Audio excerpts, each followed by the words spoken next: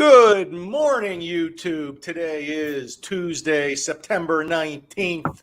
We got a Steeler victory under our belts. You can tell one of us at the top of the screen went to the game. The other one did not go to the game. The longest Monday night football game in history. Good morning, boys. Good morning. Good morning, host. So, Tom, what time did the fans finally make it back from Heinz, Acupuncture Stadium? That was the longest game ever. Me and Natalie always joke that Penn State has the longest games ever because I always make her watch every play. But that, by far, I think that took the cake. That getting home, after one, I'm already mad that it's that late, and then to put it to boot. We're not going to get into it. I won't get into it, but I can't believe that the NFL has 3 night games for the Steelers this year. Yeah, we're not in college anymore. Those night games aren't really fun. No, we were talking about it yesterday. I just can't handle it. I can't hang. Yeah. I mean, I was waking up early and going to work is tough. I was checking out the Post-Gazette this morning, the classifieds, and I did see the Steelers have an ad. They're looking for a quarterback. The one we got, guys, he ain't it. He's too small. We got a college quarterback playing for the Pittsburgh Steelers, and I'm sorry, that don't work. The game just seems too fast for him. Yeah. I mean, I'm not fast. I watch football. I like to call myself a fan, but I'm definitely not an expert. But I definitely could tell the game's too fast for him. Yeah, well, I hate the Kenny apologists. It's not Kenny. It's Matt Canada, gone. Kenny Pickett, gone. Just give the ball to George Pickens. He might stab someone on the field, Tom. He might stab someone, but he also might get 10 TDs a game. So give him the rock. Throw him the rock. He threw one time, gets a 70-yard touchdown. Well, here's the problem, Tom. On an 8-yard slant, when your quarterback can't hit the wide open receiver, it's a problem. It is a problem. It's a problem. Well, the good thing was we're up 4 points, trying to hold them. Defense, in the 2-minute warning. No, we didn't have a defense chant going. We had a fire Canada chat going in the Acrisure Stadium. Rightfully so. I don't know how that guy still has his job. He's pathetic. It's hard to watch. Dude, they show him on the TV. He looks lost. Looks like I'm looking at that play sheet. I mean, holy cow. Let's run a jet sweep. I don't know what to do. Let's run a jet sweep. No. Or let's run a quarterback sneak with the smallest player on the field. Lucky to win that one. Shouldn't have won it. Hope Nick Chubb is okay, though. Seems like he's going to have every ligament in his knee repaired. That sucks. He's a damn good running back. But okay, enough with our Steeler chat. Anthony, you really got into that one. Good job. I was just listening to the crew, man. Let's talk about FHA loans and assumable mortgages. We are getting to a market starting to slow down a little bit, though I keep hearing listing agents saying they're not going to accept an FHA loan, FHA offer. I think that's wrong on so many cases. But since that happens to be the world we live in, I need to know why. I get the idea that the FHA appraisal is tougher than the conventional appraisal, though that's not even the case in reality. So, like, if there's a listing agent that is saying I'm not taking an FHA offer, they better give a damn good reason. They better say there's no handrails in this entire house, or the entire house has chipping and scraping paint, and it's just going to be too much work, and I would prefer a different type of loan program. But for the millionth time, if you think a conventional loan is just going to waltz through the appraisal process, you couldn't be more wrong. Most appraisals are the same. I see FHA, conventional, whatever repairs, they're pretty much the same. So, Anth, I'm getting fed up with it. I know we've talked about it a million times, but what are your thoughts on this? I think it's ridiculous, to be honest. I mean, essentially, how can I put it? I don't know how it's not part of like RESPA or fair housing, but I mean, you're basically excluding a certain, class because of the program they're using. I don't understand how that is okay, but the repairs are mainly chip paint and steps without a railing. So if the issue is you're not going to accept an FHA loan because there's a missing railing on the basement steps and on the 3 steps outside, and there's a little bit of chip paint on the outside, have it, done prior to listing the property. I mean, in all reality, when it comes to money sense, I mean, it's a minuscule amount of money. It might be $100 of money and time to do a railing and chip paint. But to exclude offers because it's a government insured loan, I think is very unfortunate. Because, yeah, like you said, I mean, conventional, they're just called something different. They're not called government repairs required. They're called deferred maintenance.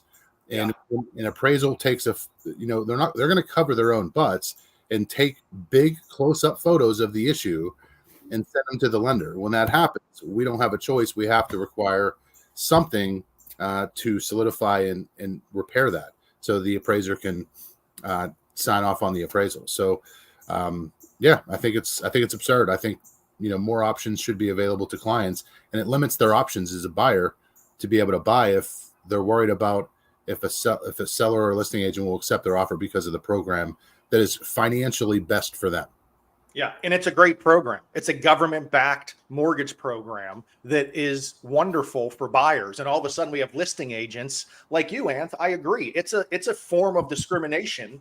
Just saying flat out, I'm not going to take a government-backed loan. Like, give me a break. That's right. And you can't even give a reason for it. The best is when there's not even multiple offers. Right. How do you not accept it? What? Right. Like, Tom, am I losing my mind here? No, it's crazy. And I actually hear it all the time. I hear it weekly.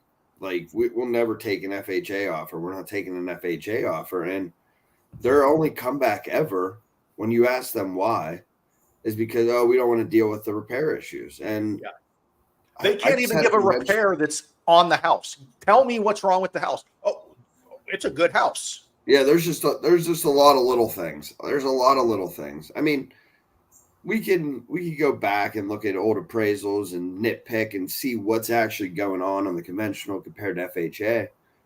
And maybe there is a few more things on the FHA because of the lower priced homes on that, and higher priced than conventional get the percentage up. But if the house is a good house, there's no reason not to take an FHA loan. And that FHA offer might even be more than that conventional offer because the buyer does have more wiggle room with the debt to income ratio. Right. Yeah. I mean, it's silly. I hope listing agents get out of this fantasy world that we've lived in for 3 years, that it's been such a seller's market. You got to do what you want, but to shut down specific mortgage types just doesn't seem right to me. No. Next, I hear it's really sweeping across the news is how actually I read an article. There's a brand new mortgage company that started up that is going to focus on assumable mortgages only. They're going to get you that 2 or 3% that no one else can on the interest rate. So let's talk about assumable mortgages because they sound great. For the buyer, it may be great. For that seller, though, if you don't know what you're talking about out there and you're talking about assumable loans, boy, oh boy, you could give that seller wrong information. So an assumable mortgage is not a conventional loan. So for all you listing agents that were only accepting conventional loans, not assumable. This is government loans only. So probably going to have to go back 3 years because you guys haven't accepted FHA loans or government loans for 3 years. But what that means is a buyer can come in and assume that current interest rate on that mortgage and take over that interest rate. It sounds great. Holy cow, I don't need 7%. I can get 3%. Yes, it is possible, but that seller is not fully released from that mortgage in all cases. So if you're a seller, you're going to sell your house to Joe Schmo that you don't know. They're going to assume your mortgage, and you still have a portion of liability on that. How many people would do that?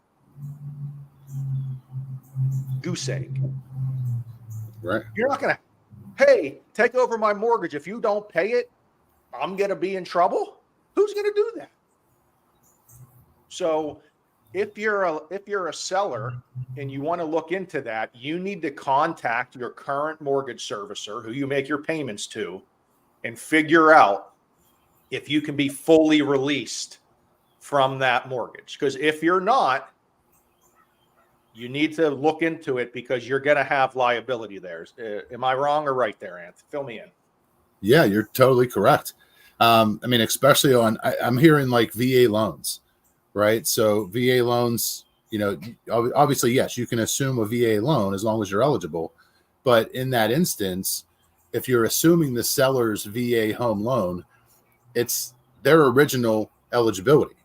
So if you're assuming that mortgage, can the seller still use their eligibility?